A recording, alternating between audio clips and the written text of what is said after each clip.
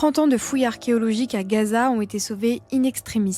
Alors qu'on dénombre plus de 64 000 morts et plus de 160 000 blessés depuis le début de la guerre à Gaza, l'armée israélienne prévoyait de démolir ce bâtiment, une tour de 13 étages qui abriterait d'après eux des installations de renseignement du Hamas. Sauf qu'au rez-de-chaussée de cette tour inhabitée, des trésors archéologiques étaient conservés tels que des mosaïques, des cruches en céramique ou des pièces de monnaie. L'école biblique et archéologique française s'est alors empressée d'évacuer le dépôt qui totalisait environ 180 mètres cubes d'éléments collectés sur les 5 principaux sites archéologiques de la bande de Gaza. Par exemple, une majorité de ces objets provenaient du monastère de Saint-Hilarion, classé au patrimoine mondial par l'UNESCO. Les artefacts ont donc été mis à l'abri sans que l'emplacement ne soit divulgué pour des raisons de sécurité et Israël a détruit le bâtiment le 15 septembre. La redécouverte du passé de Gaza a commencé après les accords d'Oslo de 1993, mais les fouilles avaient été interrompues après la prise du pouvoir par le Hamas en 2007 et l'imposition d'un blocus par Israël, puis reprise des années plus tard. En août dernier, l'UNESCO a rapporté qu'Israël avait endommagé au moins 110 sites culturels dans la bande de Gaza, dont 13 sites religieux, 77 bâtiments d'intérêt historique ou artistique, un musée et 7 sites archéologiques depuis le début de la guerre en octobre 2023.